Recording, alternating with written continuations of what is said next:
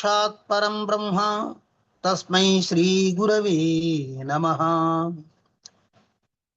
శుక్లాంబరధరం విష్ణుం శశివర్ణం చతుర్భుజం ప్రసన్నవదనం ధ్యాయేత్ సర్వవిఘ్నోపశాంతయే. ఓం ఐం సరస్వత్యై నమః.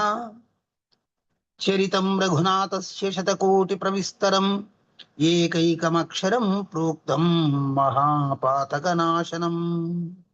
ఇష్టదేవతా స్తుతితో ప్రారంభించి ప్రతి దినాన్ని ఒక పరమ పవిత్రమైనటువంటి శుభారంభంతో ప్రారంభించుకునే ఒక యోగ్యతమైనటువంటి సంస్కారాన్ని సమకూర్చి ముందుకు నడిపించగలిగేటువంటి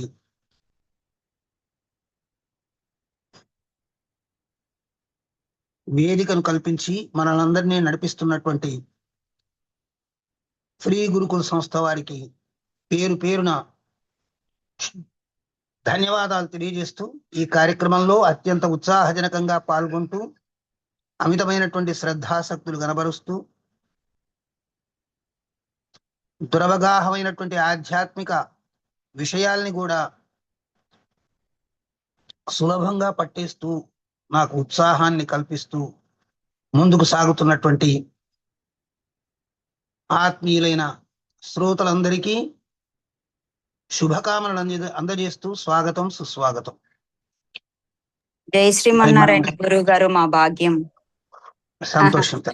హరే కృష్ణ గురువు గారు, సుప్రభాతం అండి. సుప్రభాతం. హరే కృష్ణ. శ్రీమాత్రే నమః. అంతా ఆ పరమేశ్వరుని లీలా విలాసం ఎన్ని సంబోధనలతోటి మనం పిలుచుకుని ఆనందిస్తాము. నమస్కారం గురువు గారు. నమస్తే అమ్మా, నమస్తే. మనము జై శ్రీరామ్ గురువు గారు. జై శ్రీరామ్. ఈ విధంగా ముందుకు సాగుతున్న సందర్భంలో నిన్న జరిగినటువంటి అంశాలని గురించి మీరు తెలుసుకుని మీ హృదయగతం గావించుకున్నటువంటి విషయాలని మీరు ప్రస్తావిస్తే ఆ తర్వాత కథాంశం లోపలికి వెళ్ళి దాన్ని కొనసాగిద్దాం.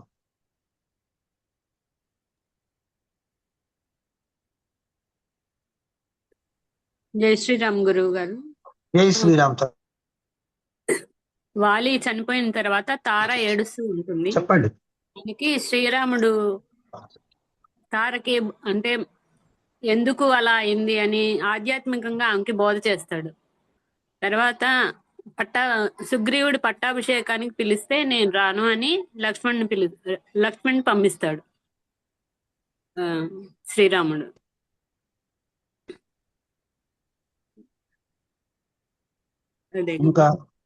నమస్కారం గురువు గారు. నమస్తే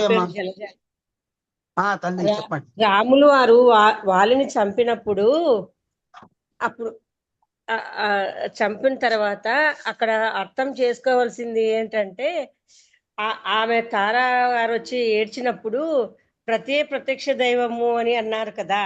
అప్పుడు కాలం సత్య సహగమనం ఉండే అటువంటప్పుడు ఆవిడ నాకు ఈ భర్త లేని జీవితము వ్యర్థము అని చెప్పినారు. అక్కడ మనము ఇప్పుడు ప్రజెంట్ మనం ఉన్న ఆడవాళ్ళ అర్థం చేసుకోవాల్సింది ఏంటంటే మనకు ఒక భర్త, అక్కడ అర్థం అలా ఉందన్నమాట. ఆయన కోసమే చావాలా అని అనుకున్నప్పుడు ప్రజెంట్ ఇప్పుడు మనం బతికే ఆడవాళ్ళం కూడా మనం వాళ్ళను చూసి మనం మంచి తెలుసుకోవాలి అని నేను అనుకుంటున్నాను గురుగారు. రాముడు గొప్పవాడు అని అనడానికి చూడండి, ఆయన అరణ్యవాసం చేసేటప్పుడు ఆయనకు ఎవరూ లేకపోయినా కూడా సాక్ష్యము, ఆయన నువ్వు అరణ్యవాసం చేయాలా ఇంకా నీకు ఉంది గడువు అని చెప్పేవాళ్ళు లేకపోయినా కూడా ఆయన ధర్మం పాటించారు. చూడండి, సుగ్రీవ గారు రమ్మని చెప్పినప్పుడు నేను అలా రాకూడదు నేను అన్నట్లు ఆయన ఎంత బాగా చెప్పారో అక్కడ అర్థమవుతుంది. ఏదైనా ఒక మాట చెప్పినప్పుడు దాన్ని మనసులు ఉన్నా లేకపోయినా మన మనస్సాక్షే మనకు సాక్ష్యము అన్నట్టు రాములు వారు చెప్పారని నేను అనుకుంటున్నాను గురువుగారు. అవునమ్మా, అదే దాన్నే ఆత్మ గౌరవము లేదా మనం గౌరవించుకోవడము అనే అర్థం.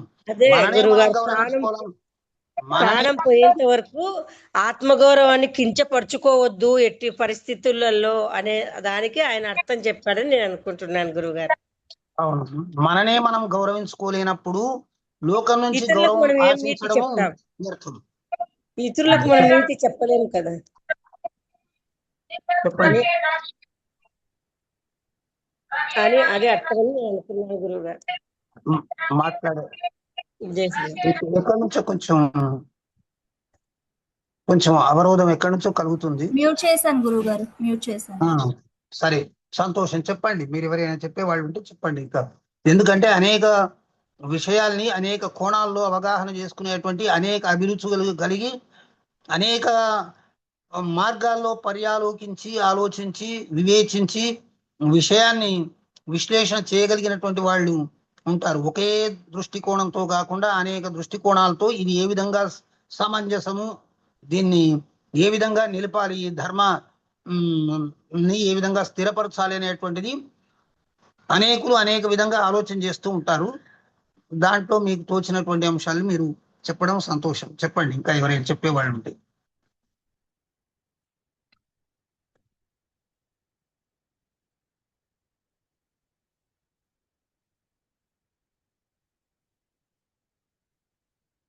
జై శ్రీమన్నారాయణ గురువు గారు. చెప్పండి అమ్మా.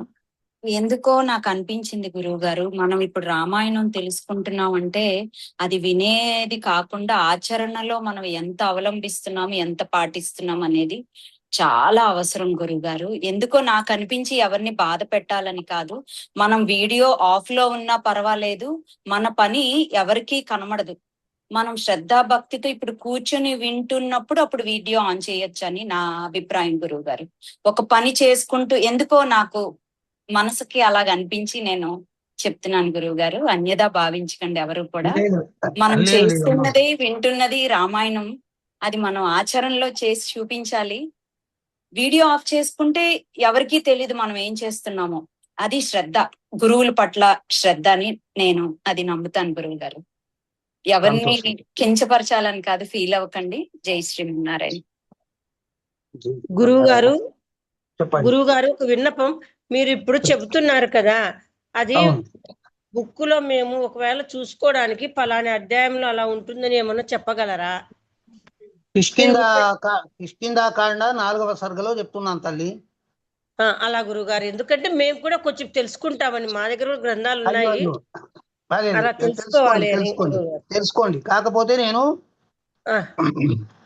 నేను ఎక్కడ ఏది ఎంత చెప్పాలో అంత చెప్తున్నాను. దాన్ని మీరు గమనిస్తూ సాగండి. Okay, thank you. నమస్కారం గురుగారు. నమస్తే అండి. ఇంకా ఎవరైనా మాట్లాడతారా? సరే, సంతోషం. గురుగారు, చెప్పండి.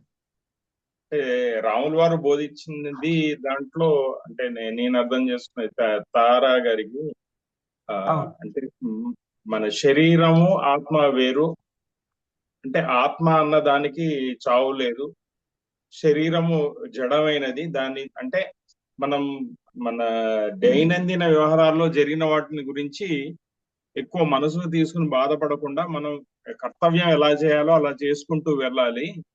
అంటే వీటన్నిటికి అటాచ్ అయి ఉండకూడదు అన్నది చెప్పాడు. ఏదంటే మనం ఇప్పుడు ఈ కాలంలో ఎక్కువ ఆఖరికి వస్తువులతో కూడా మనం అటాచ్మెంట్ పెట్టుకుని ఏదన్నా జరిగితే మానసిక స్కోవ అనుభవిస్తూ స్ట్రెస్ లోకి వీటిలోకి వెళ్ళిపోతున్నాం. అంటే అలాంటిది జరగకుండా ఉండాలి. ఏది ఎంతవరకు తీసుకోవాలో అంతవరకే మనసు తీసుకోవాలి. జడత్వం గురించిను తర్వాత ఆత్మ గురించి ఆయన బోధిస్తూ ఆ విషయం చెప్పారు. అది బాగా మనసుకు హత్తుకుంది. ఏది శాశ్వతం కాదు అన్నట్లు, ఇది శాశ్వతం కాదు అన్నట్టు చెప్పినారు. బాగా చెప్పారు సార్. మనం విషయాల పట్ల ఆసక్తులమై వాటిని మన మనస్సుపైకి తీసుకుని మీరు ఇప్పుడు చెప్పినట్టు అనేక ఒత్తిళ్లకు లోనై నీకు అది ఆలోచన అనేది మొద్దుబారిపోయి వివేచన అనేది మేల్కొనక నిద్రాణమైపోయి అవి ఎంతవరకు వెళ్తున్నాయంటే ఆత్మహత్యలు, హత్యల వరకు వెళ్తున్నాయి. జీవితాలకు ఒక క్రూరమైనటువంటి ముగింపుని ఇచ్చేటువంటి స్థితికి దిగజారిపోతున్నాయి అన్నట్టు. అందుకోసం మనము ఈ ఆధ్యాత్మిక విషయాల పట్ల శ్రద్ధాసక్తులమై మనం వివేచన చేస్తూ వెళ్ళాలి. ఇప్పుడు ఒక విషయం ఉంది అంటే దాన్ని చెప్పింది చెప్పినట్టుగానే అర్థం చేసుకోవడం ఒకటి, చెప్పిన దాంట్లోంచి సమంజసమైనటువంటి అర్థాలు ఎన్ని ఉంటే అన్నిటినీ తీసుకోవడం, అసమంజసమైనవి కావు. సమంజసమైనటువంటి అర్థాలు ఎన్ని ఓదార్చగలిగినటువంటివి, ఊరడించగలిగినటువంటివి, ఎన్ని విషయాన్ని సత్యాన్ని కళ్ళ ఎదుట సాక్షాత్కరింపజేయగలిగినటువంటివి ఎన్ని అంశాలు ఉంటే అన్నిటిని తీసుకోవచ్చు. ఉదాహరణకు ఒక కథ చెప్తారు. ఎవరో గురువు పట్ల అత్యంత శ్రద్ధాసక్తులు ఉండాలి, వారు చెప్పే విషయాల్ని జాగ్రత్తగా వినాలి, దాన్ని మనం పాటించాలి అని చెప్తే అట్లా చేరినటువంటి శిష్యులు గురువు గారి దగ్గర ఉన్న తర్వాత ఈ కథ అంతా మీరు విన్నదే, అయినా కూడా సందర్భానికి జోడించి చెప్పినప్పుడు దానికి ఒక కాంతి కళ వస్తుంది అన్నట్టు. శిష్యులు ఉన్నారు, ఒక చివరికి 3 శిష్యులు వాళ్ళు వెళ్ళిపోతూ ఉంటే, నాయన నేను చెప్పినటువంటి విషయాలన్నీ మీకు మీరు జాగ్రత్తగా మననం చేసుకోండి, మీకు జీవితంలో తోడ్పడుతుంటాయి, మీరు కొంత అభ్యాసం చేసి మళ్ళీ 1 సంవత్సరం తర్వాత తిరిగి నా దగ్గరికి వచ్చేసి మీ అనుభవాల్ని ప్రకటించండి అని చెప్పి తలా ఒక దోసెడు శనగలు పెట్టాయట. వీటిని సంరక్షిస్తూ మళ్ళీ మీరు వచ్చేటప్పుడు నాకు చూపించండి అని చెప్తే వాళ్ళు తీసుకొని వెళ్ళారు. తీసుకుని వెళ్ళి ఒక శిష్యుడు అనుకున్నాడు కదా, ఇదేమిటిది, ఒక దోసెడు శనగల్ని అంతవరకు సంరక్షించి మళ్ళీ పెట్టాలంటే అది అంతా ఇదేం పెద్ద ఈ భాగ్యం ఏంది, అవి పాడైపోతాయి, వృథా అయిపోతాయి, అవి ఏవో వేయించుకొని తింటే సరిపోతుంది, కావలిస్తే మళ్ళీ గురువు దగ్గరికి వెళ్ళేటప్పుడు దోసెడు శనగలు తీసుకొని వెళ్తే సరిపోతుంది అని చెప్పేసి ఒకతను నిర్ణయించుకున్నాడు. ఇంకొకతను ఏం చేశాడు, గురువు గారు ఇట్లా చెప్పారు కాబట్టి మనం ఇట్లే ఉండాలి కాబట్టి ఒక మాట అటు ఇటు కాకుండా ఉండాలని చెప్పేసి వాటన్నిటిని ఒక కాగితంలోనో ఏదో వస్త్రంలోనో కట్టి వాటి భద్రంగా మూటనట్లా దాచిపెట్టాడు.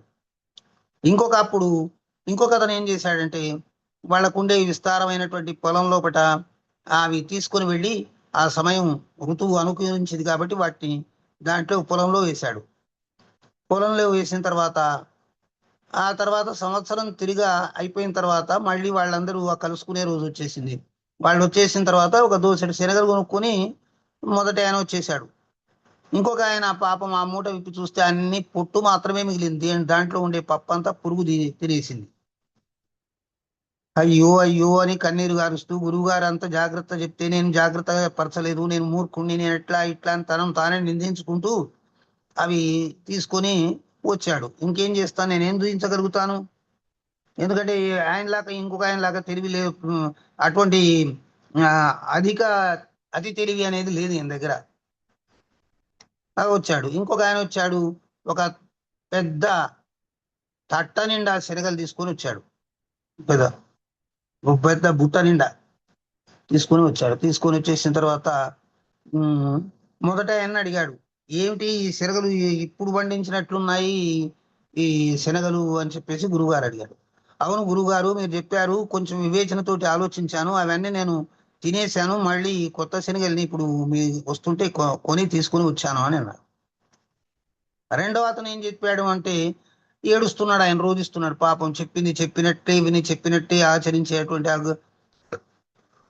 ఆయన ఏడుస్తూ ఆ పొట్టు తీసుకొచ్చి అక్కడ పెట్టేశాడు. స్వామి, మీరు ఇచ్చిన శనగల్ని నేను భద్రంగా కాపాడలేకపోయాను, నేను తగిన శిష్యుణ్ణి గాను అని విలపిస్తున్నాడు.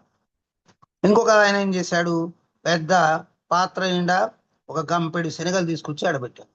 పెట్టిన తర్వాత ఈయన అన్నాడు కదా, గురువు గారు ఏమిటి ఒక దోసెడు శనగలు నేను ఇచ్చి అవి తీసుకురమ్మంటే ఇన్ని తెచ్చావంటే, స్వామి మీరు ఇచ్చినటువంటి శనగలే మా పొలంలో వేస్తే ఇవి ఇన్ని పండాయి, అవన్నీ మీవి కాబట్టి మీకే తీసుకొని వచ్చాను అని అన్నాడు.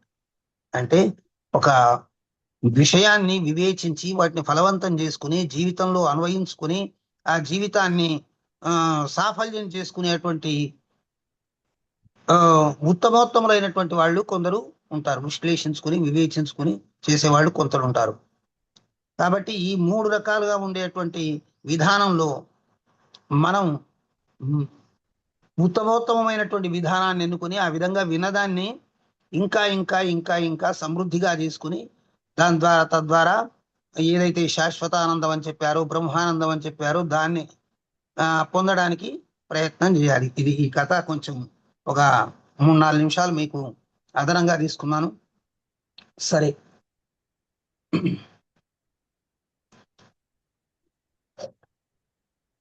నిన్న చెప్పినటువంటి కథా వృత్తాంతం లోపట లక్ష్మణునికి శ్రీరాముడు చాలా గొప్పనైనటువంటి వేదాంతం అంతా బోధించాడు. ఇది అత్యంత రహస్యమైంది, పరమ పావనమైంది, అతి పురాతనమైంది, నా చేత స్వయంగా నీకు వివరించబడ్డది.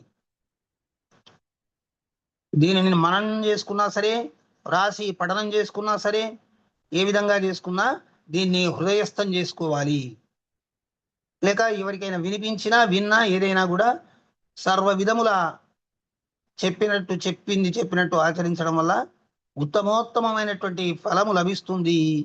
ఇది నిస్సంశయము అని చెప్పేసి రఘురాముడు చెప్పిండు అనేటువంటి అంశం వరకు నిన్న చెప్పుకున్నాం. ఈ విధంగా శ్రీరాముని చేత అత్యుత్తమమైనటువంటి పూజా విధానాన్ని, క్రియాయోగాన్ని గురించి ఆ మహాత్ముడైనటువంటి లక్ష్మణుడు, ఆ లక్ష్మణుని నిమిత్తం చేసుకుని రాముడు లోకానికి బోధించినటువంటి అంశం మనం నిన్న సమగ్రంగా చెప్పుకున్నాం. మళ్ళీ అదంతా అయిపోయింది.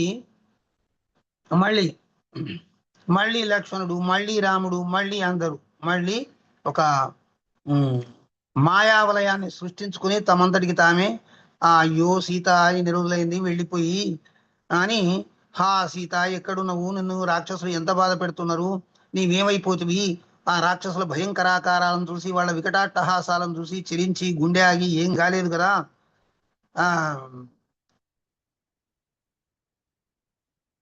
అని ఆయన దుఃఖిస్తూ ఉన్నాడు.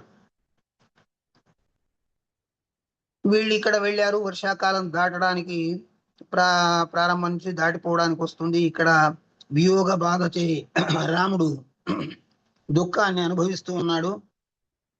ఆ సమయంలో బుద్ధిమంతుడైనటువంటి హనుమంతుడు బుద్ధిమంతుడు, గుణవంతుడు, బలవంతుడు, విద్యావంతుడు, అన్ని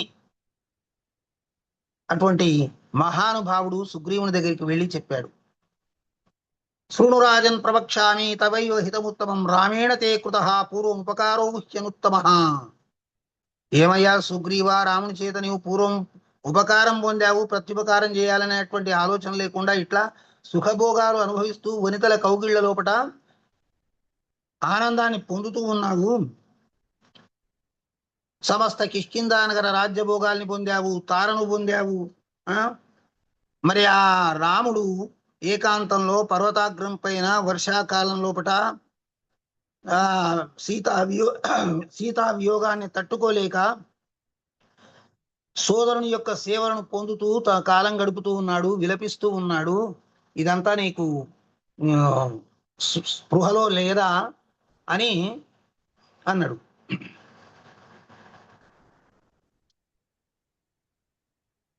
నువ్వు కేవలము చంచల స్వభావి అయినటువంటి వానరునిలాగానే ప్రవర్తిస్తున్నావు, సీతాన్వేషణం చేస్తాను అని ప్రతిజ్ఞ చేశావు, రామునికి ఇచ్చినటువంటి మాట ఏమైపోయింది అనే వరకు సుగ్రీవుని మాటలు విన్నటువంటి హనుమంతుని మాటలు విన్న సుగ్రీవుడు వెంబడే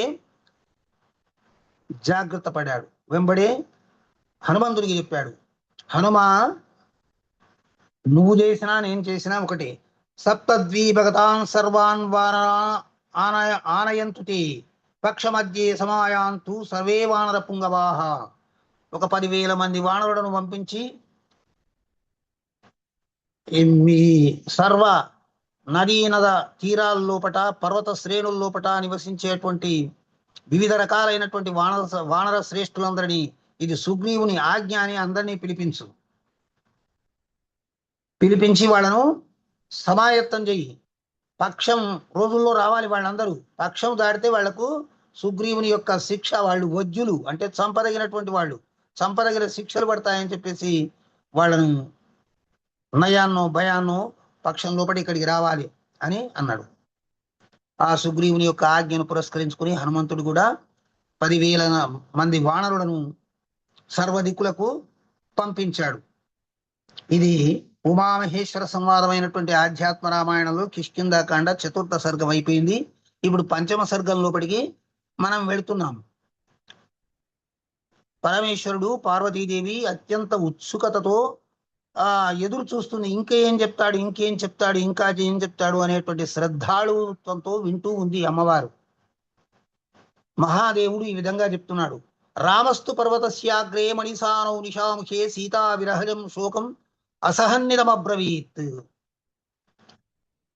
పశ్య లక్షణమే సీతా రాక్షసేన కృతా బలాత్ కృతామృతా వా నిశ్చేతుం నజానేద్యాపి భామిని.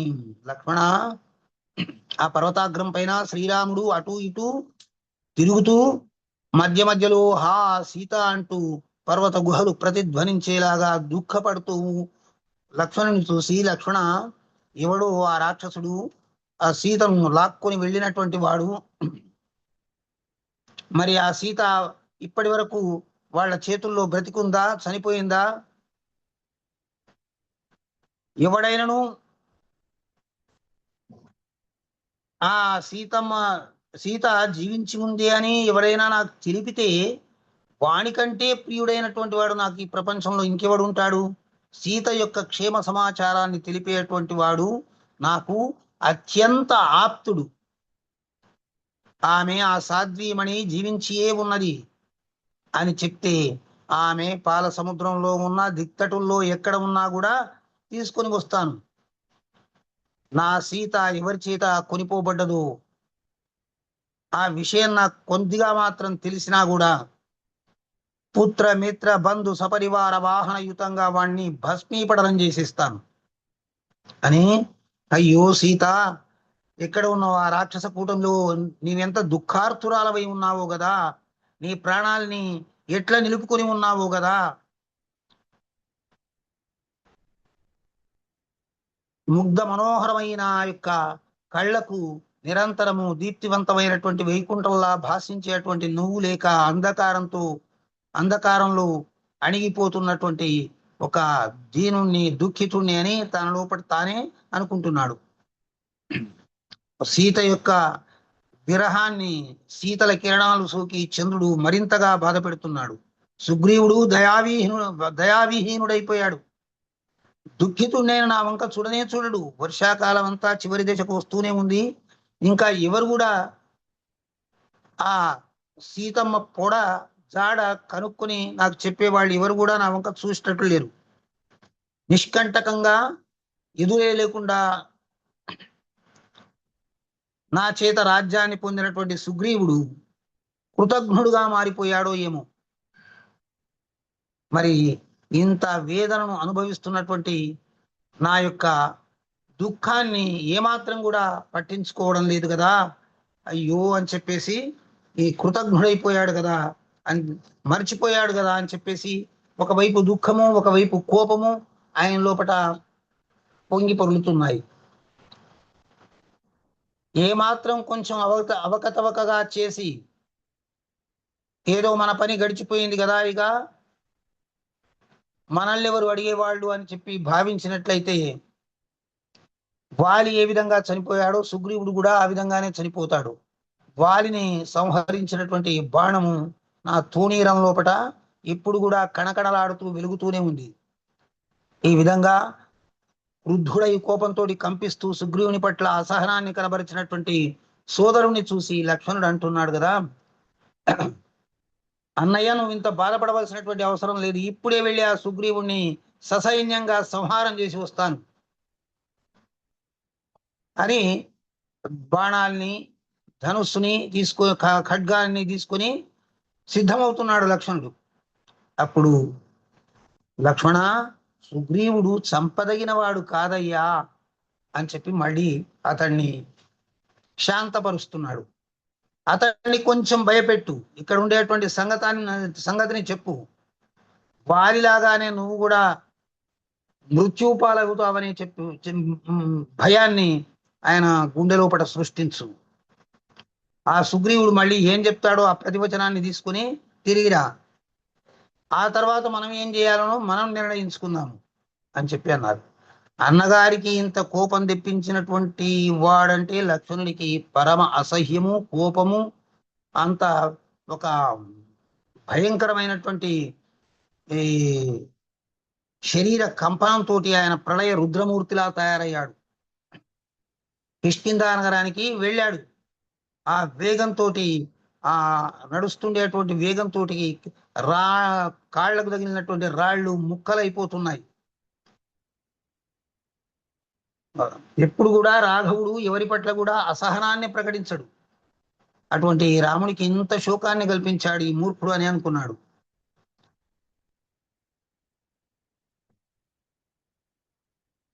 సర్వజ్ఞుడు, నిత్య లక్ష్మీ సంబంధము గల స్వామి, జ్ఞానమూర్తి అయినటువంటి రాఘవుడు ఒక సాధారణ మానవుడు స్త్రీ కోసం విలపించినట్లు విలపిస్తున్నాడు.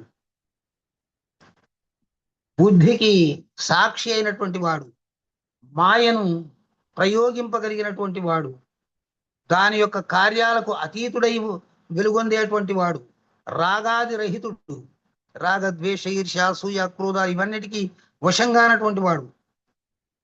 మరి ఇటువంటి వికార రూపమైన శోకం ఆయనకెందుకు కలిగింది అంటే, బ్రహ్మవాక్కును సత్యం చేయడానికి దశరథ మహారాజు యొక్క తపస్సుకు ఫలాన్ని ప్రసాదించి మానవ వేషంలో ఆవిర్భవించి సర్వజనుడు మా రాముడు మావాడు మావాడు అని అనుకునేటట్టు మాయామోహితులను చేస్తూ అందరివాడు ఎవరివాడు కాడు, ఎవరికి చెందనివాడు అతడు అందరివాడు. ఈ మానవ లోకానికంతటికీ కూడా ముక్తిని ప్రసాదించడానికి తన ప్రవర్తన చేత, తన మాట చేత, తన యొక్క పరిశుద్ధమైనటువంటి ధార్మికమైనటువంటి ప్రయోజనాత్మకమైనటువంటి జీవనం చేత లోకానికి అనేక రకాలుగా బుద్ధిని ప్రబోధింపజేసి ప్రచోదింపజేసి ముక్తిని ప్రసాదించాలనేటువంటి సర్వ లక్షణాలతో మాయామానుష వేషంలో సర్వ లోకాల పాపాల్ని కల్మషాల్ని కడిగివేయగలిగినటువంటి ఒక రామాయణ సృష్టి ఈ లోకంలో స్థిరంగా ఉండాలని చెప్పేసి మానుష చేష్టల ప్రదర్శిస్తున్నాడు. లోకంలో మానవుడుగా దిగివచ్చి క్రోధాన్ని, మోహాన్ని, కామ క్రోధ లోభ మోహ మదమాశ్చర్యాలని అన్నిటినీ కూడా ఆయనకు లేనివన్నీ కూడా ఉన్నట్లు ప్రదర్శిస్తూ కాలానికి తగినట్లు ఆయా వాటిని తగిన రీతిగా ప్రయోగిస్తూ ఈ ప్రపంచాన్ని అంతా మోహింపజేస్తూ ఏ గుణాలకు కూడా వశం కాకుండా ఉన్నటువంటి వాడు, అశేష గుణములందు అనురక్తుడై ఉన్నటువంటి వాడు, విజ్ఞానమే మూర్తిగా రూపొందినటువంటి వాడు, శక్తి పుంజీభవించినటువంటి వాడు, సర్వసాక్షి అయినటువంటి వాడు, సకల కళ్యాణ గుణ సమన్వితుడైనటువంటి వాడు, ఆకాశం ఏ విధంగా ఉందో అందరినీ తనలో పట్టిన ఈ ఆకాశము అనేక కోటి బ్రహ్మాండ గోళాలని తన లోపల ఉంచుకున్నా కూడా తాను ఏ దానికి అంటదు, ఏ దాన్ని ముట్టదు. కానీ అన్నిటికీ అవకాశం కల్పించి అదే తన లోపల ఉనికికి కారణమై ఉంది. అదే విధంగా రామచంద్రుడు కూడా సమస్త విశ్వం యొక్క ఉనికికి కారణభూతుడై ఉండి కూడా ఆ విశ్వంలోని మంచి చెడులు సుఖ దుఃఖాలు ద్వంద్వాలకు ఏ దానికి కూడా లిప్తుడు కాకుండా ఉండేటువంటి ఆ స్వామి తత్వాన్ని సనకాది మహర్షులకే తెలుసు. కొంతమందికి, జనకుని లాంటి కొంతమందికి ఆ తెలిసిన వాళ్ళు కొందరు కావచ్చు. స్వామి భక్తులు నిత్యము ప్రసాదించి అనుగ్రహించి పోషించేటువంటి తమ స్వామిని తెలుసుకొని తెలుసుకొని తెలుసుకొని మాకు తెలుసు అన్నవాళ్ళు అక్కడితో తృప్తి లేదు. ఇంకా అవును ఇప్పుడు కొత్తగా తెలుసుకున్నాను, ఎప్పుడు చూసినా ఆయన కొత్తగానే తెలుసుకోవాల్సిన వాడుగానే ఉంటున్నాడు. అటువంటి భక్తుల యొక్క చిత్తవృత్తిని అనుసరించి అజాయమానుడైనటువంటి వాడు బహుదా మనకు ఉపనిషత్తు చెప్తుంది, అజాయమానో బహుదా విజాయమాన అంటే పుట్టుకనే లేనటువంటి వాడు అనేక రూపాల్లో పుట్టి ఈ లోక క్రీడ అంతా కూడా కొనసాగిస్తూ ఉన్నాడు. ఇట్లా భావిస్తూ భావిస్తూ లక్ష్మణుడు కిష్కింధ నగరానికి చేరుకున్నాడు. ఆ ద్వారం ముందు నిలిచి ఒక్కసారి ధనుస్సును మ్రోగించాడు, ధనుష్టంకారం చేశాడు. సర్వ వానరులు దిగ్భ్రమ చెందిపోయారు. పక్షికులమంతా కూడా చెట్లపై నుంచి లేచి ఆకాశంలో గుంపులు కట్టి తిరుగుతున్నాయి. కొత్తగా వచ్చినటువంటి వానరులందరూ కూడా చూసి ఆశ్చర్యచకితులయ్యారు, ఎవరు ఈతడు అని చెప్పేసి. సాధారణ వానరులు రాళ్ళు చెట్లు చేతబట్టుకుని అవి ఒక వికటహాసాన్ని చేస్తూ ఉన్నాయి.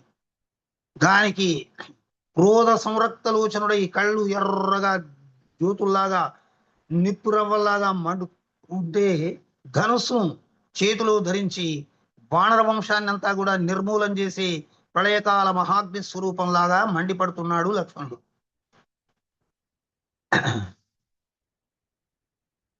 అదంతా తెలిసి ఆయన ముందుకు ఎవరు పోవడానికి కూడా జంకుతూ ఉన్నారు. ఈ విషయమంతా తెలుసుకున్నటువంటి అంగదుడు కోటపై నుంచి ఎగిరి శ్రీల స్వరూపంతో, దివ్య స్వరూపంతో, మంగళ స్వరూపంతో ఉంటూ కూడా పరమ భయంకర స్వరూపాన్ని కనబరుస్తూ ఉన్నటువంటి లక్ష్మణుని ముందుకు వచ్చి సమీపించి సాష్టాంగ దండ ప్రణామాలు చేసి ప్రేమభావంతో చేతులు అంజలి ఘటించి దోసిని ఘటించి ఆ లక్ష్మణుని ముందు దీన దృక్కులతోటి ఆయన ముఖాన్ని చూస్తూ అంగదుడు వచ్చాడు. వస్తే, నాయనా అంగద, నీ వెళ్ళు, నా రాక గురించి నీ తండ్రికి చెప్పు, మీ పిన్నాన్న గారికి చెప్పు అని చెప్పి అంగదుడు వెంటనే పరుగులు తీసి వెళ్ళి ఈ లక్ష్మణుడు క్రుద్ధుడై వచ్చి వాకిడి ముందు నిల్చున్నాడు అనేటువంటి సంగతిని చెప్పాడు. ఆ విషయం అంతా విన్న తర్వాత సుగ్రీవుని శరీరం అంతా కంపించిపోతుంది, చెమటలు గారిపోతున్నాయి. ఇప్పుడు ఏం చేయాలి అంటూ చేతులు విసుక్కుంటున్నాడు. తన మంత్రుల్లో శ్రేష్ఠుడైనటువంటి హనుమంతుని పిలిచి అంగదునితో కలిసి వెళ్ళి లక్ష్మణుని కోపాన్ని చెయ్యి, వారికి కోపం వస్తే వారి ముందు మనం ఆగలేము అని ఆ తారక్ కూడా చెప్పాడు. హనుమంతుడిని అటు పంపించి అంగదుడిని అక్కడ తోలించిన తర్వాత ఆ తారక్ కూడా చెప్పాడు, నువ్వు కూడా వెళ్ళి ఆ లక్ష్మణుని కోపాన్ని శాంతింపజేయి. మృదుల స్వభావి అతడు, కానీ ఈ కోపం వస్తే కూడా అంత పట్టరానటువంటి వాడు.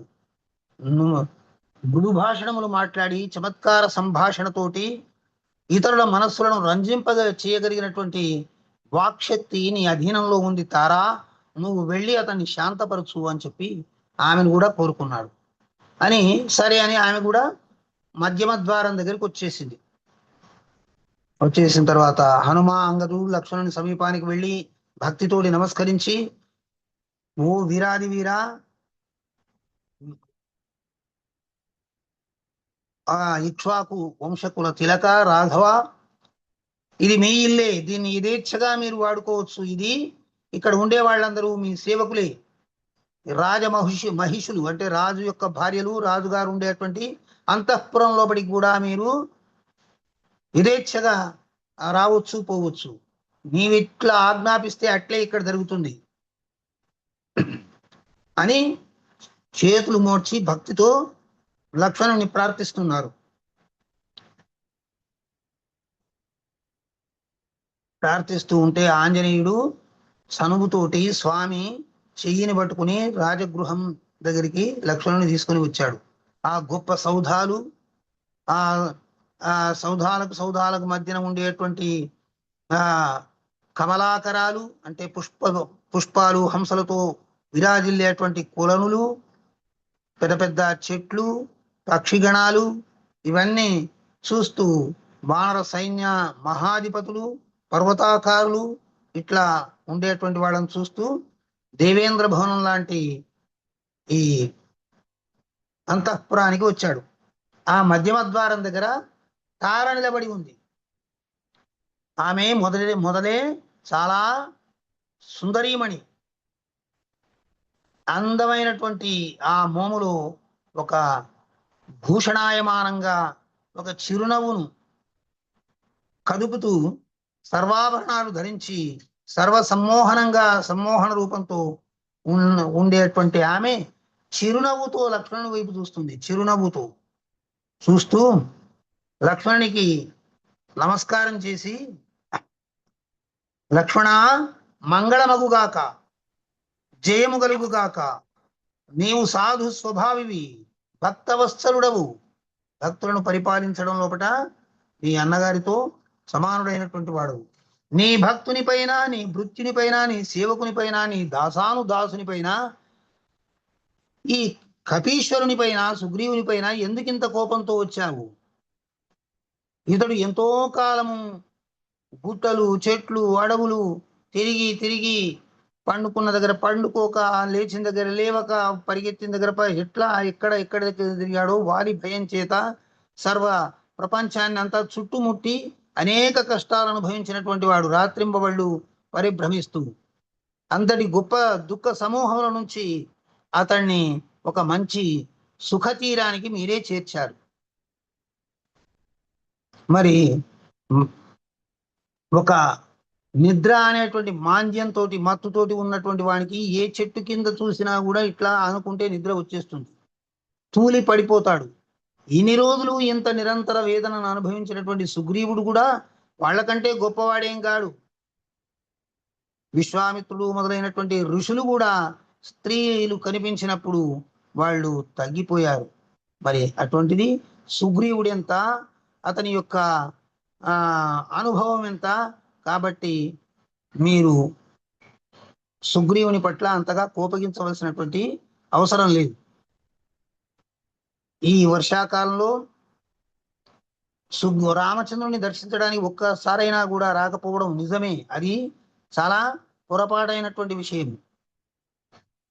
మరి ఆయన నిద్రపోతూ ఉండలేదు.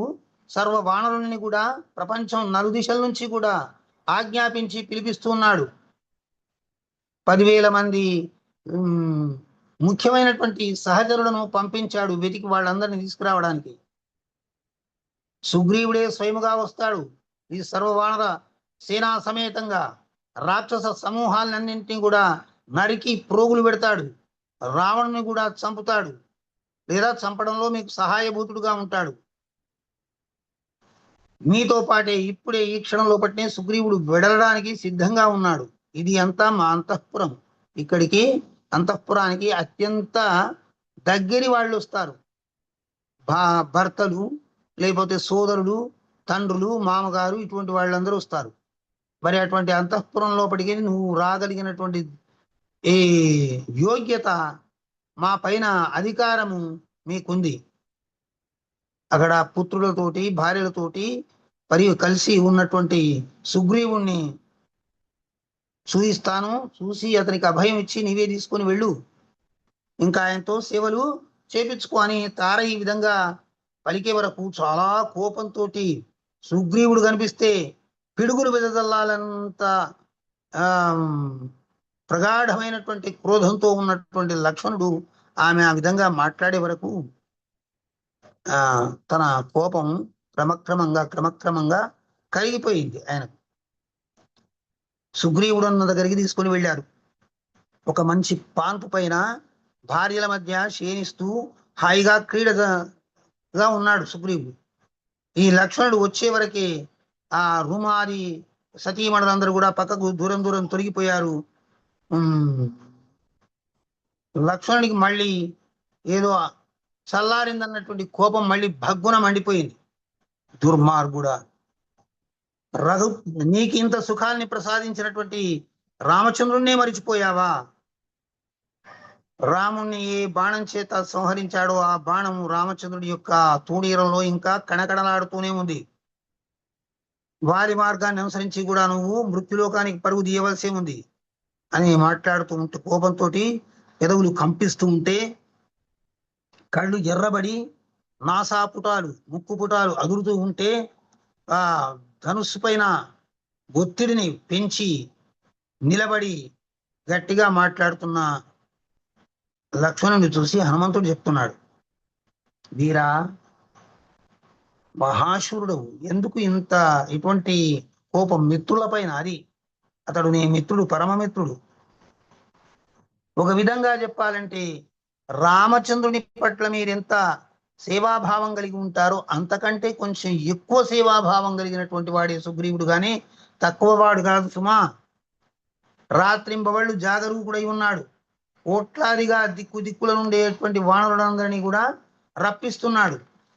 వాళ్ళందరూ కూడా ఇప్పుడు వచ్చేస్తున్నారు. గమిష్యంత్య చిరేణైవ సీతయా పరిమార్గణాం సాధయిష్యతి సుగ్రీవో రామకార్యవశేషతః శ్రుత్వా హనుమతో వాక్యం సౌమిత్రిన్ లజ్జితో భవన్ సుగ్రీవోప్య అద్యపాద్యాద్వైర్లక్షణ్యం లక్ష్మణం సమపూజయత్. సీతాన్వేషణ కోసం అజాగ్రత్తగా ఉన్నాడని అనుకోవద్దు మీరు. సుగ్రీవుడు ప్రచండమైనటువంటి వానర సైన్యంతో రాక్షస లోకాన్నంతా సాధించగలిగినటువంటి వీరుడు, శూరుడు, శక్తిశాలి. మరి ఆయన అవసరం మీకు ఇప్పుడు చాలా ఉంది. వాళ్ళందరినీ పిలిపించాడు అని మీరు స్నేహాన్ని ప్రకటించండి అని హనుమంతుడు చెప్తే కొంచెం సిగ్గుతో బాధపడి ఆ సుగ్రీవుని వైపు కాక ఎటో చూస్తూ నిలబడిపోయాడు. నిలబడిపోయిన తర్వాత సుగ్రీవుడు అర్ఘ్యపాద్యాదులు తీసుకుని వచ్చి లక్ష్మణుని పరమభక్తి పురస్సరంగా సేవించాడు. సేవించి, నేను రాముని యొక్క దాసానుదాసుడను, అతనిచే రక్షింపబడినటువంటి వాడను. రాముడు తన తేజస్సుతో అరక్షణములు లోకాన్ని జయించగలవాడు. కానీ ఈ వానరులకు ఒక యశస్సు కలిగించాలని చెప్పేసి మాకు అవకాశం ఇచ్చినటువంటి ఒక మహానుభావుడు ఆయన. నేనేదో మాట్లాడానని చెప్పేసి నువ్వు బాధపడవద్దు, నువ్వు మాట్లాడావని నేను కూడా ఏమి బాధపడనని చెప్పేసి అతి దుఃఖార్థుడై జానకి విరహ అసహిష్ణుడై ఉన్నాడు అని చెప్పగా, సుగ్రీవా నాకింత కోపం వచ్చిందని నువ్వు అడుగుతున్నావు, కానీ ఆ రామచంద్రుడి ప్రతిరోజు నేను చూస్తూ ఉంటే సీతాదేవి కోసం ఎంత విరహతాపంతో వేగిపోతున్నాడో ఆ స్వామిని చూసిన తర్వాత నాకు వచ్చినటువంటి కోపాన్ని నేను ఎంతో నిగ్రహించుకుంటే గాని నీకు కనిపించింది కొద్ది మాత్రమే అని వానరులతో కూడి ఇక రాముని దగ్గరికి వెళుతున్నారు. భేరీ మృదంగ తూర్య నినాదాలతోటి ఆ ఉత్సాహభరితమైనటువంటి సమర సన్నాహ శంఖ భేరీ ధ్వనులతోటి వెళ్తున్నారు. శ్వేత ఛత్రాన్ని పట్టారు, విజనాల్ని వీస్తున్నారు. సుగ్రీవుడు మహారాజాది వానరలోక రాజ్యాధీశ్వరుడు కాబట్టి ఆయనకు చేయవలసినవన్నీ చేస్తున్నారు. అటువంటి పుష్ప శిబిక పైన లక్ష్మణుని కూడా అధిరోహింపజేసి ఆయనకు కూడా అటువంటి భోగాలతోటి తీసుకుని వెళ్తున్నారు. హనుమంతుడు, అంగదుడు మొదలైనటువంటి మహాపరాక్రమశాలుతో శ్రీరామచంద్రుని దగ్గరికి వెళ్ళారు. వెళ్ళి ఇది ఆధ్యాత్మ రామాయణం లోపట ఉమామహేశ్వర సంవాదం లోపల కిష్కింధాకాండలో పంచమ సర్గ సమాప్తి అయిపోయింది. ఇప్పుడు షష్ఠ సర్గలు 6వ సర్గలో ఉన్నాము అని మహాదేవుడు మహేశ్వరికి పరమేశ్వరికి ఆ పార్వతీమాతకు చెప్తున్నాడు. దృష్ట్వా రామం సమాసీనం గుహాద్వారీ శిలాతలే చైలాదినదరం శ్యామం జటామౌలి విరాజితం విశాలనయనం శాంతం స్మితచారుముఖాంబుజం సీతావిరహ సంతప్తం పశ్యంతం మృగపక్షిణః రథాద్దూరా సముత్పత్త్యా వేగాత్ సుగ్రీవలక్ష్మణౌ రామస్య పాదయోరగ్రే వేదతుర్భక్తి సంయుతౌ.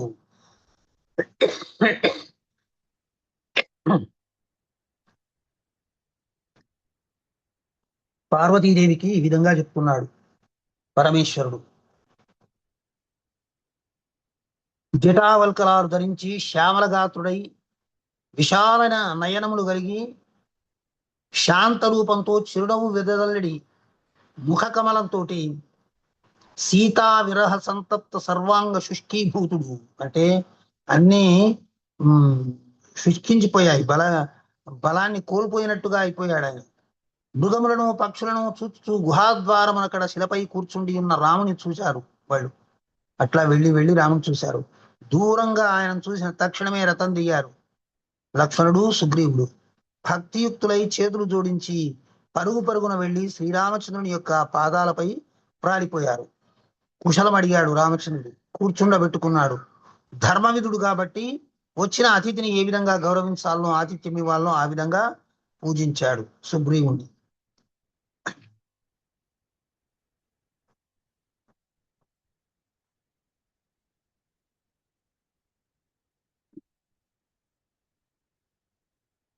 సుగ్రీవుడు తతోబ్రవీద్రఘు శ్రేష్టం సుగ్రీవో భక్తినం బ్రదీహి దేవా పశ్య సమాయాంతీం వానరాణాం మహాచం కులాచలాద్రి సంభూత మేరు మందర సన్నిభా నానాద్వీప సరిచ్చైలవాసిన పర్వతోపమా అసంఖ్యాతాః సమాయాంతి హరయః కామరూపిణః సర్వే దేవాంశ సంభూతాః సర్వే యుద్ధ విశారదాః అత్ర కేచిద్ గజబలాః కేచిద్ దశగజోపమాః గజాయుధ బలాః కేచిద్ అన్యేం బలాః ప్రభు కేది జంజనకూటాభా కేచిత్ కనక సన్నిభాః కేచిద్ రక్తాంతవదనా దీర్ఘవాలాస్తదాపరి శుద్ధ స్ఫటిక సంకాశా కేచిద్ రాక్షస సన్నిభౌ గర్జంతః పరితోయాంతి వానరా యుద్ధకాంక్షిణః. సుగ్రీవుడు చెప్తున్నాడు భక్తి నమ్రతతోటి, చూశారా స్వామి ఈ విశాలమైనటువంటి వానర సైన్య మహాసాగరాన్ని, ఇదంతా కూడా దళాలు దళాలుగా గుంపులు గుంపులుగా సేనలు కదిలి వస్తున్నాయి. కులాచలముల పైన అంటే కులపర్వతాలపైన జననమొందినటువంటి వీళ్ళందరూ కూడా మేరు మందర పర్వతాల లాంటి దేహాలు కలిగిన వాళ్ళు, దేవతాంశ సంభూతులు వచ్చారు. వీళ్ళందరూ కూడా యుద్ధ విశారదులు, యుద్ధం ఏ విధంగా చేయాలో నేర్చినటువంటి వాళ్ళు, నేర్పు కలిగినటువంటి వాళ్ళు. కొందరు కొన్ని బలాలతోటి విశిష్టులుగా ఉంటున్నారు. ఒక ఏనుగు బలం ఒకనికుంటే 10 ఏనుగుల బలం ఒకనికుంటే 100 ఏనుగుల బలం కలిగిన వాడు ఒకడైతే 1000 ఏనుగుల బలం కలిగినటువంటి వాళ్ళు మేరు మందర పర్వత సంకాశమై ఈ లోకాన్నంతా తల్లడిల్ల చేయగలిగినటువంటి శక్తి సంపన్నులు వీళ్ళందరూ కూడా. అంజనాద్రి వలె నల్లని వారు, బంగారు వన్నె వారు, రక్తవదనముల వారు, శ్వేతవర్ణముల వారు, స్వచ్ఛ స్ఫటిక సంకాశులు, మరి కొందరు రాక్షసుల వంటి వారు. వీరందరూ గర్జిస్తూ యుద్ధాకాంక్షలై ఇక్కడికి వచ్చేశారు. లంక అనేది ఏమాత్రం కూడా మిగలదు వీళ్ళ యొక్క ధాటికి. ప్రభువు వీరందరూ మీ ఆజ్ఞ పాలించువారు. ఫలమూలాశనుడు, వీళ్ళకేం భోజనాలు చేయవలసిన అవసరం లేదు, వండి పెట్టవలసిన అవసరం లేదు, ఏది చేయవలసినటువంటి వాడు అవసరం లేదు. ఫలాల్ని, పండ్లను, మూలాలు అంటే కిందికి దిగినటువంటి దుంపలు, ఇటువంటి వాటిని, ఇంకా తేనె మొదలైనటువంటి వాటిని తీసుకుంటారు. వీళ్ళకు ఆహారం పెద్దగా మనం చేసి పెట్టవలసినటువంటి అవసరం లేదు. మీ ఆజ్ఞ పాలించడానికి సంసిద్ధంగా ఉన్నారు. దాంట్లో బుద్ధివంతుడు మహావీరుడైనటువంటి జాంబవంతుడు నిలబడి ఉన్నాడు. నా మంత్రుల్లో ఇతడే శ్రేష్ఠుడు, కోటి బల్లూకములకు అధిపతి ఇతడు, ఈతడు హనుమా ప్రఖ్యాతి గలవారు. ఆ సైన్యం లోపట అందరూ మహాబలవంతుడు ఎందరున్నప్పటికీ కూడా ఈ జాంబవంతుడు శ్రేష్టమైనటువంటి బల సంపద కలిగిన వాడు. అదేవిధంగా హనుమంతుడు విఖ్యాతి నొందినటువంటి బలంతో ఉప్పారేవాడు, గొప్ప బలపరాక్రమాలు కలిగినటువంటి వాడు. ఈ వాయుపుత్రుడు అతి తేజశాలి, నాకు మంత్రి, బుద్ధిమంతులలో శ్రేష్ఠుడు. నలుడు, నీరుడు, గవయుడు, గవాక్షుడు, గంధమాదనుడు, శరభుడు, ద్వివిధుడు, మైందుడు, గజుడు, పనసుడు, వలీముఖుడు, తదిముఖుడు, సుషేనుడు, వీళ్ళంతా కూడా మిలమిలలాడే ఆకాశ మండలంలో మిలమిలలాడే నక్షత్రాల లాంటి వారు. ఆయన హనుమ తండ్రి మహాసత్తుడు, బలియుడు, కేసరి. వీళ్ళందరూ కూడా నీ సైన్యాధ్యక్షులు. రామా, ప్రాధాన్యమును అనుసరించి చెప్పాను. వచ్చిన వాళ్ళు అసంఖ్యాకులు, ఏదో ప్రాధాన్యత కలిగినటువంటి ఒకరిద్దరిని గురించి మాత్రమే చెప్పాను, కానీ వీళ్ళలో సామాన్యులు ఎవరూ కారు. మహాత్ములు, మహావీరులు, ఇంద్రుడితో కూడా స్పర్ధించి జయించగలిగిన పరాక్రమం కలిగిన వారు, 1,000,000 వానరులు దళములకు అధిపతులు ఈ 16 మంది అని చెప్తున్నాడు. వీరందరూ కూడా నీ ఆజ్ఞ పాలించడానికి సంసిద్ధంగా ఉన్నారు. ఏం చేయమంటావు చెప్పు. మృత్యుముఖం లోపలికి ఉరుకమన్నా, ప్రాణాలని మా కోసం వదలడానికి సంసిద్ధులై వచ్చినటువంటి మహాశక్తిశాలుడు. ఇతడు వాలిపుత్రుడు, ఆయన హనుమంతుడు, ఇతడు అంగదుడు. వాలితో సమానమైన బలపరాక్రమాలు కలిగిన వాడి అంగదుడు.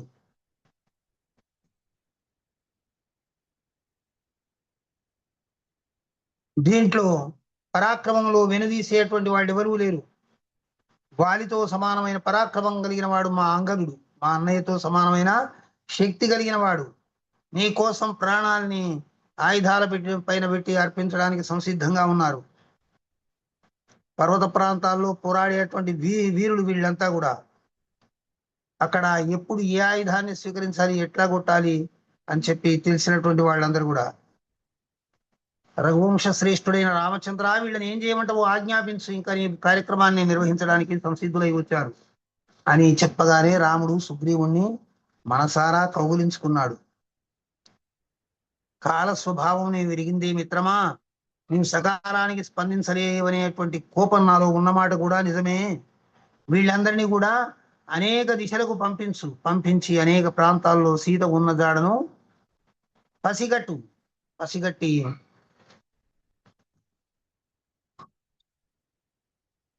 దీన్ని ఒక కొలిక్కి తీసుకురావాలి అని అన్నాడు. ఆ రాముని మాటలు విని అత్యంత ప్రియమైన మనస్సు కలిగిన ఆ సుగ్రీవుడు అన్ని దిశలకు బలీయులైనటువంటి వానరులను పంపించి దక్షిణ దిశకు మాత్రము అత్యంతము ప్రయత్నముతో మహాబలవంతులకు అంగద, జాంబవంత, ఆంజనేయ, నల, సుషేణ, శరభ, మహింద, ద్విబుదులు అనేటువంటి 12 మందిని మాత్రం ఇక్కడ పంపించాడు. ఇక్కడ ఈ హనుమంతుడు, ఈ సుగ్రీవుడు దక్షిణ దిశకు వెళ్ళి వెదకండిని పంపించాడు. సుగ్రీవుడు ఇంకా హెచ్చరిక కూడా చేశాడు. మీ చేత శుభాంగి జానకి అత్యంత ప్రయత్నంతో వెదకబడుగాక. 1 మాసము లోపలనే తిరిగి రండు. ఇది నా ఆజ్ఞ, మరువవలదు. సీతను చూడక, జాడ తీయక నెలదాటిన మరుసటి నాడు వచ్చినను నా నుండి మరణదండనే పొందును. 1 నెల రోజులు దాటి మరణాడు వస్తే సీత జాడ తెలియకుండా అప్పుడు వాడు మరణదండ విధింపబడుతుంది వాడికి. కాబట్టి జాగ్రత్త, వెళ్ళిరండి అని చెప్పి సుగ్రీవుడు వాళ్ళ భీమ పరాక్రమోపేతులైన వానరులందరినీ పంపించి రాముని నమస్కరించి పక్కకే కూర్చున్నాడు. అప్పుడు శ్రీరామచంద్రుడు హనుమంతుణ్ణి చూసి ఆయన మాట తీరు, ఆయన బుద్ధిక, ఆయన పరాక్రమము, ఆయన విజయతృత్వము ఇవన్నీ కూడా నిర్ణయించుకొని ఉత్తమమైన ఉంగరాన్ని గుర్తు తెలుపుటకు రామ అనే నా నామాక్షరాలు పొదిగి ఉన్నవి. రహస్యంగా సీతకు ఎక్కడైనా కనిపిస్తే ఈ కార్యం సాధించుటకు ఓ వానరసత్తమా నీవు సమర్థుడవు. నీ బలము నేను ఎరుగుదును. సౌమ్య, నీకు మార్గము నా శుభము కలుగుగాక అని చెప్పేసి శ్రీరామచంద్రుడు దీవించాడు. ఆ తర్వాత సంఘటనలు ఏం జరుగుతాయనేటువంటి విషయాన్ని మనం ముందు తెలుసుకోబోతున్నాము. ఇప్పటి వరకు విన్నటువంటి అంశాల పట్ల మీకున్నటువంటి అభిప్రాయాల్ని, అవగాహనను ఇక్కడ చెప్పుకుందాము. సమయాన్ని వృధా చేయకుండా ఒకరొకరు మాట్లాడండి.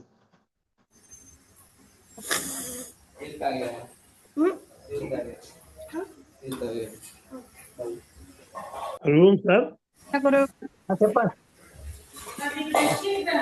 సార్ ఇప్పుడు రావణుడైన కన్ఫర్మ్ అయినాక నా దగ్గర పంపించిండు హనుమంతుని వానర సైన్యాన్ని సుగ్రీవుడు.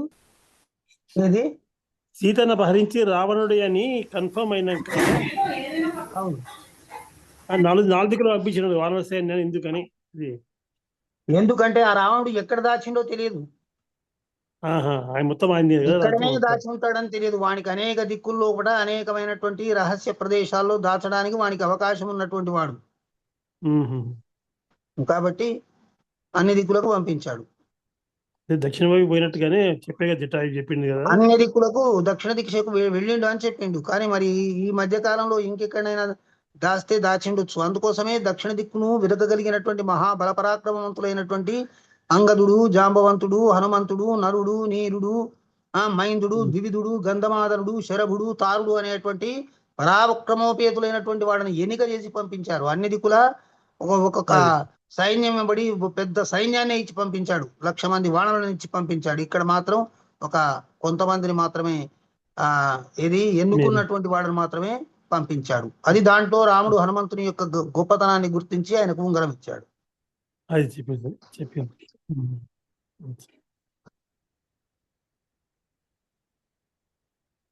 మనం ఒకవైపు ఏ వైపు లోపం లేకుండా చేశాము మన పని అని చెప్పుకోవడానికి ఇదంతా. ప్రయత్నం లోపం జరగలేదు. అది ఆధ్యాత్మికం. సరే, ఇంకెవరైనా మాట్లాడతారా?